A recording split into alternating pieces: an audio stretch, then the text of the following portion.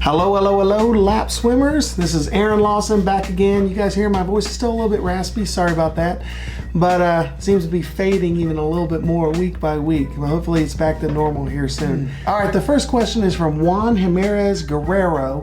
And what he's asking about is actually front quadrant swimming. The old school method of swimming freestyle was arm goes in, and then most of it, you came through with your stroke, and most of it was about the push towards the end of the stroke. That's where you got the forward in the stroke. Well, the front quadrant method of swimming, it actually breaks the stroke down. If you were to make the stroke into a circle, a circular pattern like this, and you were to put a hinge or a dot, a central point, a focal point right here at the very center, and you made a T that was right here, then you would have, up here, you would have quadrant 1, quadrant 2, that's below the surface of the water, quadrant 3, that's back here, and then quadrant 4, that's up here.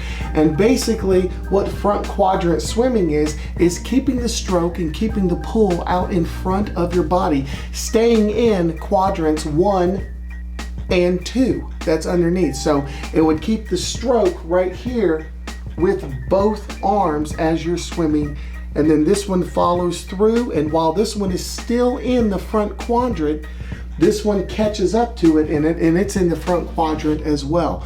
So that's really what it's referring to. And is it a good method of swimming freestyle? Absolutely. That's the way the pros do it. You know, they get that timing down to where their arms and their pull is always in the front quadrant, and it's basically ripping through the back quadrant 3 right here and accelerating through 4. And then they're back to initiating the pull in the early vertical forearm, and everything that goes into setting up the stroke, that stays out here in 1 and 2. So your main focus of the freestyle stroke is actually in 1 and 2 as far as the quadrants. But that's a great question. I hope that helps you guys out a little bit. If that's new to you, it may be a little bit out there as far as comprehension, but hopefully you guys, that clicks a little bit and it'll help you guys out. All right, guys, now we've got our swimming food for this week, and I love these. We got cranberries.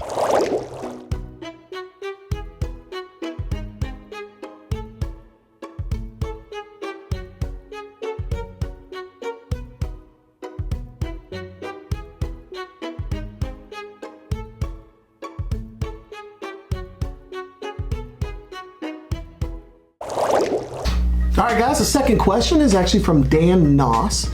And he's got a little bit of problem with his freestyle stroke, is that when he starts breathing and he starts adding actions to it, then his kick kind of goes crazy. I guess he can keep his kick under control as long as all he's focusing on is the kick, and he's got a nice rhythm. But as soon as he adds other things with his stroke and with breathing, then everything goes crazy down below. And you want to be able to find that rhythm, that controlled rhythm with your body, with your kick, so you can do other things with your body and your kick doesn't get turned off as soon as you start doing something else. It's in go mode, and it's able to do that. It's able to have a nice repetitive action that rolls with your body, and those are all really good things. So my recommendations with this would be to make sure that you develop a consistent rhythm, and make sure that you have like a 4, 6, or 8 beat kick. Also make sure you're not forcing the kick.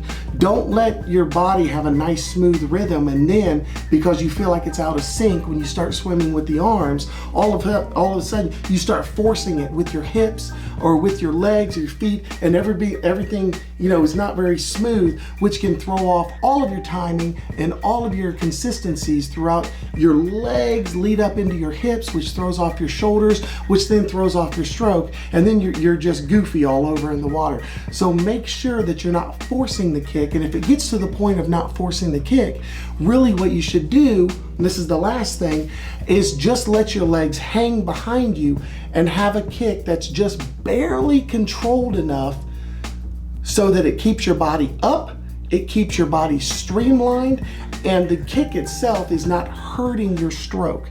We got another free workout that's coming up next, and you can buy these. If you want to just buy them all, then I've got a nice neat little packet that you can buy for $5 on Fiverr. The link is below. Or you can get out your pen and paper and just write them down, and then you got your own handwritten copy.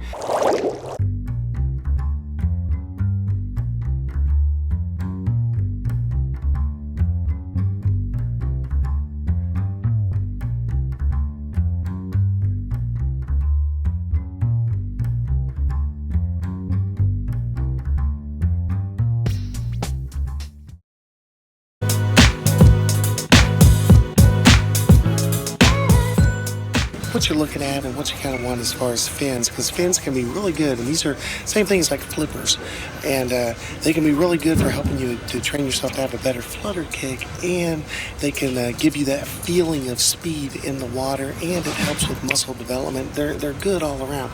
So if you've never had them, if you've never worked with them, and you're starting to get into swimming pretty seriously, it may be something that you want to pick up. The good news is that most public pools, they'll have them somewhere. They'll have them in a bin or somewhere with the kickboards or something. They may be in a back room, but if you ask them, they may be able to get you out a pair. But you can see that they have all different kinds. This is like a shorter one right here. And they're going to cost about 35 bucks. That's pretty fair. You can find them for about 15 to 20 if you look online. But they have several different kinds here.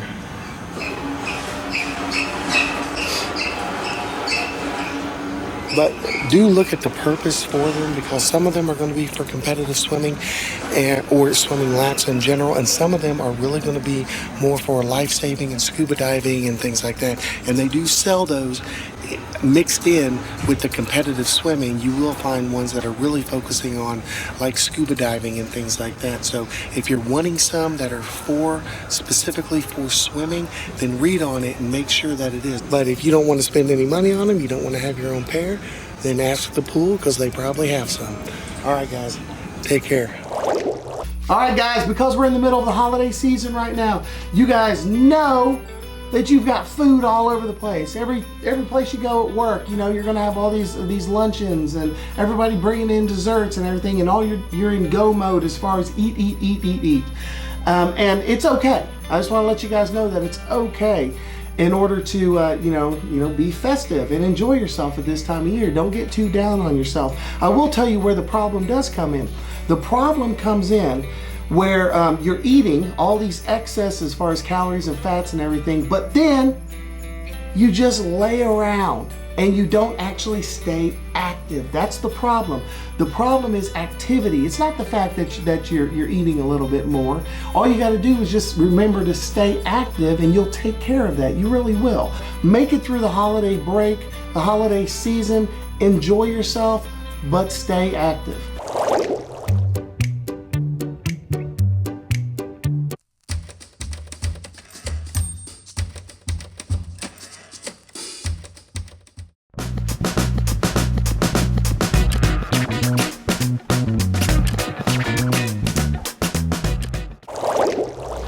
All right, guys, that's it for this week. I want to wish you guys a, Merry Christmas, Happy Holidays, all of that. Make sure that you guys are, staying active and staying on track for what you need to do. I'm just gonna let you know, I'll probably take a couple of weeks off for the next couple of weeks, but I will be back in January to give you guys some more help.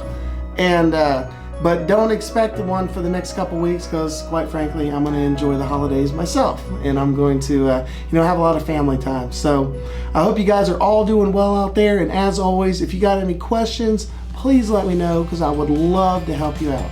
All right, guys, take care. Bye.